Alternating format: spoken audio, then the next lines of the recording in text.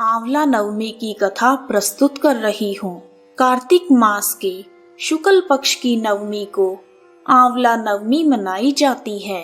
आंवला नवमी के दिन किया जाने वाला दान पुण्य अक्षय रहता है, इसलिए इसे अक्षय नवमी के नाम से भी जाना जाता है। अक्षय नवमी देव उठनी एकादशी से 2 दिन पहले मनाई जाती है। इस दिन महिलाएं आंवले के पेड़ के नीचे बैठकर संतान की प्राप्ति व उनकी रक्षा के लिए पूजा करती हैं। यदि संभव हो तो आंवला नवमी के दिन आंवले के पेड़ के नीचे बैठकर भोजन करें, इससे पारिवारिक सुख में वृद्धि होती है।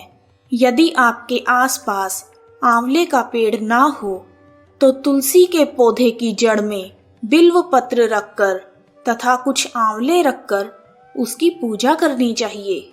आंवला नवमी के दिन भगवान श्री कृष्ण ने वृंदावन से मथुरा के लिए प्रस्थान किया था तथा कंस का वध करके अपने माता पिता को छुड़ाया था।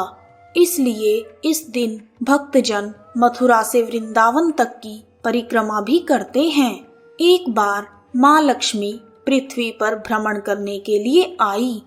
तब माँ लक्ष्मी के मन में भगवान विष्णु और भगवान शिव की एक साथ पूजा करने की इच्छा हुई।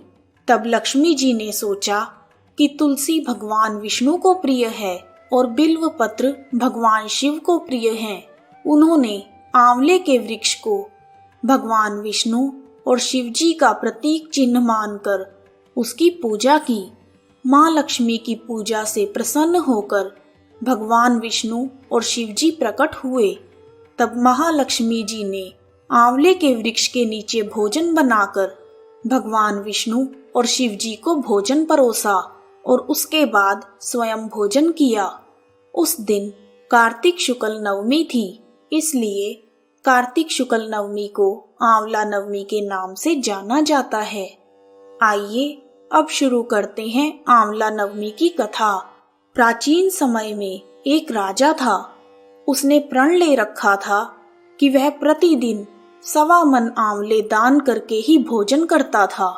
इसी वजह से राजा का नाम आंवलिया राजा पड़ गया।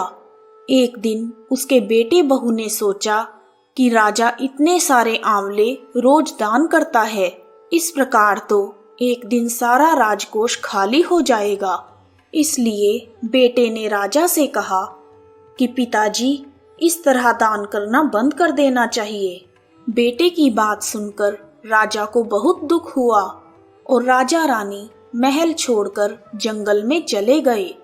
उस दिन राजा रानी आंवले दान नहीं कर पाए और प्रण के अनुसार दोनों ने कुछ खाया भी नहीं। जब भूखे प्यासे उन दोनों को 7 दिन बीत गए, तब भगवान श्री हरि ने सोचा कि यदि मैंने इनके प्रण का मान नहीं रखा तो इनका विश्वास उठ जाएगा।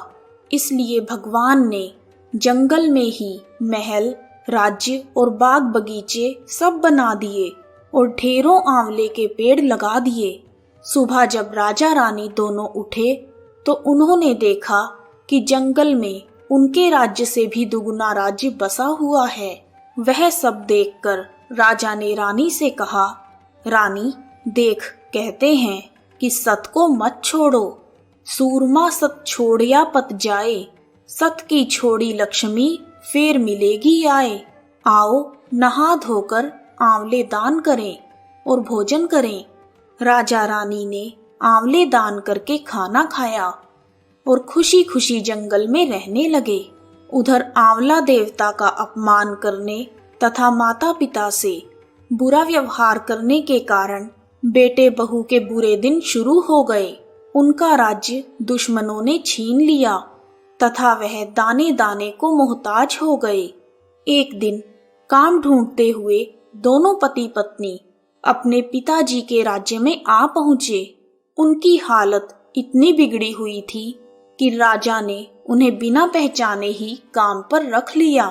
दूसरी ओर बेटे बहू भी यह सोच नहीं पाए कि उनके माता पिता इतने बड़े राज्य के मालिक भी हो सकते हैं, सो उन्होंने भी अपने माता पिता को नहीं पहचाना। एक दिन बहू ने सास के बाल बनाते समय उनकी पीठ पर एक निशान देखा। उसे यह सोचकर रोना आ गया कि ऐसा निशान मेरी सास की पीठ पर भी था। हमने यह सोचकर उन्हें आंवला दान करने से रोका था कि हमारा धन नष्ट हो जाएगा। आज पता नहीं वो दोनों कहाँ होंगे। यह सोचकर बहू और ज्यादा रोने लगी और उसके आंसू टपक टपक कर रानी की पीठ पर गिरने लगे। तब रानी ने पलट कर देखा और पूछा, तू क्यों रो रही है? उसने बताया कि आपकी पीठ जैसा निशान मेरी सास की पीठ पर भी था।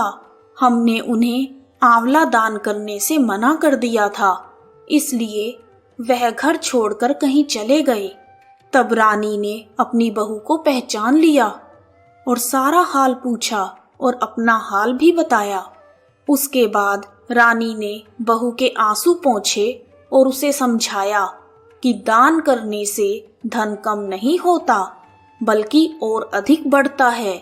बेटे बहू भी अब सुख से राजा रानी के साथ रहने लगे।